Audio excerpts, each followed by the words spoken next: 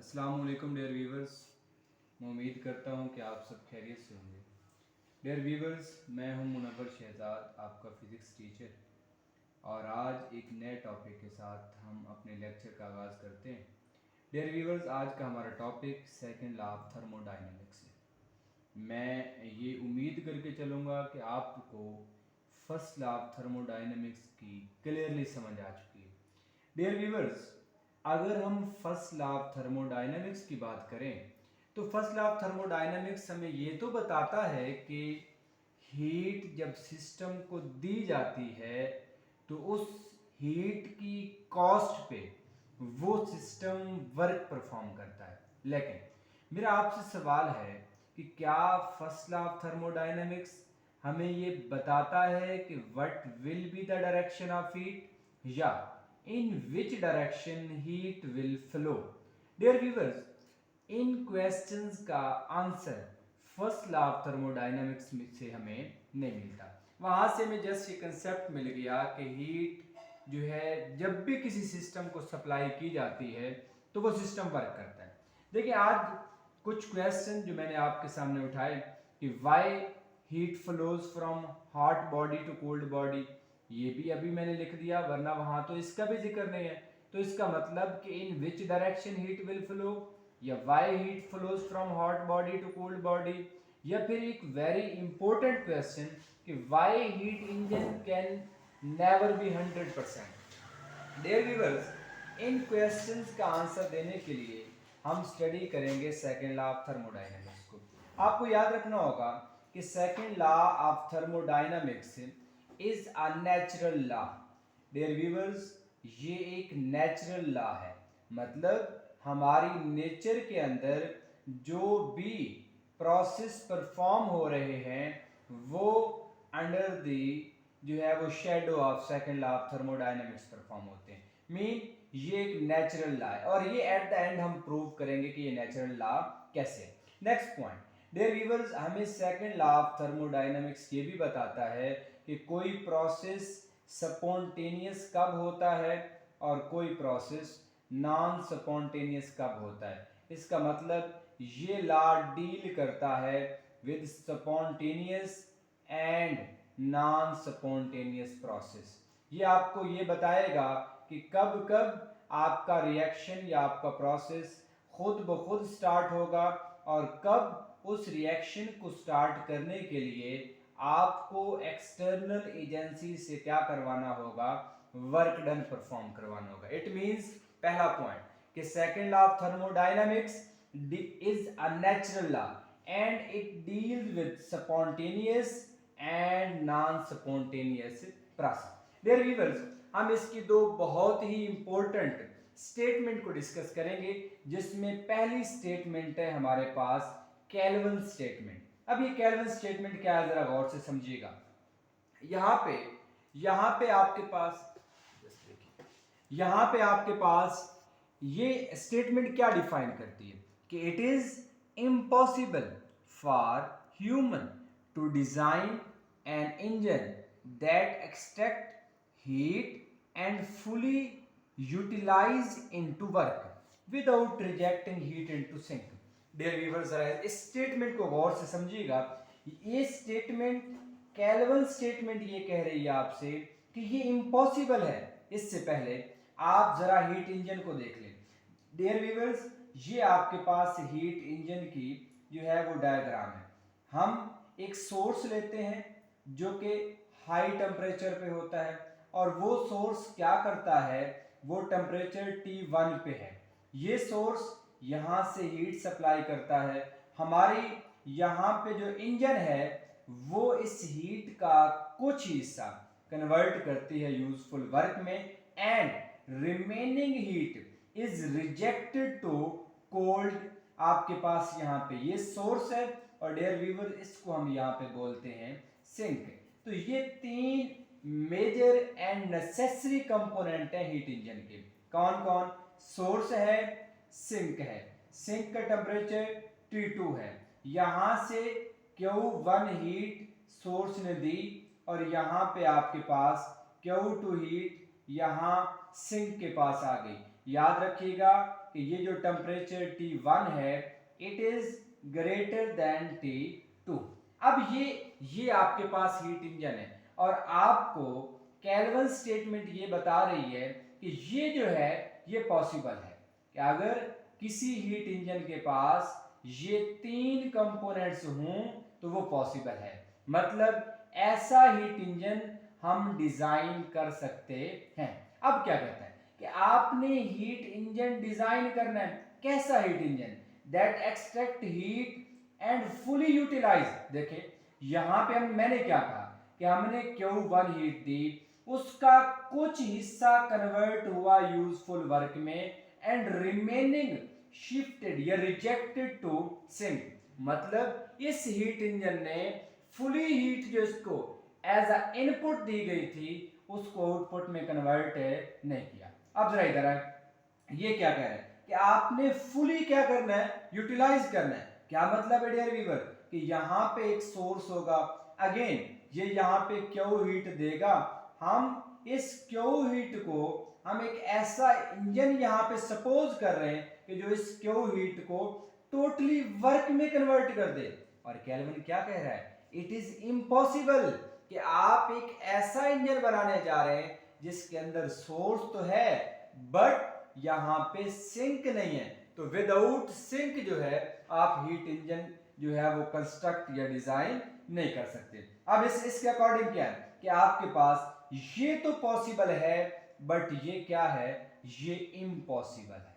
मतलब आप ऐसा कोई भी हीट इंजन कंस्ट्रक्ट नहीं कर सकते, ना ही आपको इसकी नेचर इजाजत देती है कि आप ऐसा हीट इंजन कंस्ट्रक्ट करें जो हीट ले और टोटली उसको कन्वर्ट कर दे किस में? यूजफुल वर्क में। तो इसका मतलब कि यहां पे आपके पास ये इम्पॉसिबल और ये पॉसिबल। इसका मतलब आपको सेकंड लॉ ऑफ थर्मोडायनेमिक्स ये भी बता रहा है कि कौन सा प्रोसेस पॉसिबल है और कौन सा प्रोसेस पॉसिबल नहीं है। डियर व्यूअर्स, अगर आपको याद हो आपने हीट इंजन पढ़ा, हमने हीट इंजन की एफिशिएंसी निकालने का ये वहां पे फार्मूला देखा कि 1 minus Q2 divided by Q1, ये एफिशिएंसी का फार्मूला है। हमने यहाँ पे आपको वहां क्या बताया कि अगर Q2 0 हो जाए तो देन एफिशिएंसी कैन बी 100%। कब 100% हो सकती है? जब यहां पे Q2 0 हो जाए।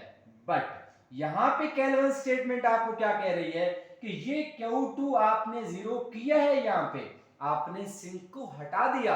आपको केल्विन स्टेटमेंट ये कह रही है कि ये बच्चे इम्पॉसिबल है, आप ऐसा कर ही नहीं सकते। तो इसका मतलब perfect heat engine is impossible.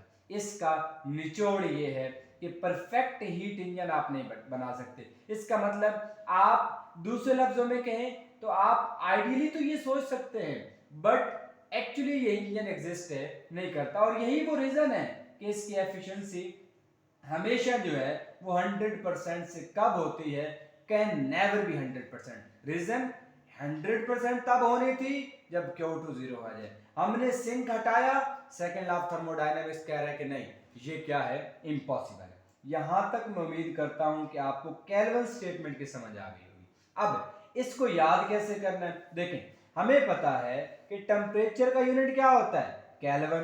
तो अब टेम्परेचर का यूनिट केल्विन है और आप हीट इंजन की बात कर रहे हैं। इसका मतलब ये है कि आप हीट इंजन की बात कर रहे हैं और हीट जुड़ी है किससे? टेम्परेचर से। और टेम्परेचर का यूनिट क्या है? केल्विन। तो बात ही खत्म हो गई। स्टूडेंट्स को बड़ी परेशानी होती है कि क्लासियस और केल्विन आपस में मिक्स हो जाती है, तो लिहाजा आइंदा इनको मिक्स होने से बचाना है कि हीट इंजन जुड़ा है टेम्परेचर से और टेम्परेचर का यूनिट क्या है? केल्विन। आगे चलते हैं जी, क्लासियस स्टेटमेंट। अब ये क्या है? अब देखिए इसमें वेरी सिंपल, जहां पे आपने हीट इंजन की बात की बिल्कुल उसके अकॉर्डिंग है। आपको ये बताएगा, देखें, it is impossible for self acting machine, एक मशीन जो खुद वर्क कर रही है, खुद वर्किंग में है, क्या करने के लिए? To transfer heat from colder body to hotter body. कि ये इम्पॉसिबल है किसके लिए? किसी भी मशीन के लिए कि वो कोल्डर बॉडी से हीट ले और उसको किस तक फ्लो करवा दे, हॉटर बॉडी तक। अब without the aid of an external agency. क्या मतलब है कि आपके पास, आपने तो ये पढ़ा कि according to second law of thermodynamics heat flow करती है फ्रॉम हॉट टू कूल्ड, लेकिन और वो तो आपके पास एक स्पॉन्टेनियस प्रोसेस है, वो काम तो खुद से हो रहा है। मैं पहले दो एग्जांपल दूंगा और फिर वापस मैं डिफाइन पे आता हूं। देखिए कंसीडर करें, डियर स्टूडेंट, लेट्स सपोज मेरे पास ये एक प्लेट है, ये पॉजिटिवली चार्ज है, मेरे पास यहाँ पे एक प्लेट है और ये पॉजिटिवली चार्ज है, यहाँ मेरे पास एक और प्लेट है और ये नेगेटिवली चार्ज है। डियर व्यूअर्स, अगर मैं यहाँ पे एक पॉजिटिवली चार्ज क्यों रख दूं, तो मैं आपसे पूछूं कि अगर मैं छोड़ दूं इसको तो ये किधर जाएगा, ये तो डाउनवर्ड मूव करेगा। क्यों?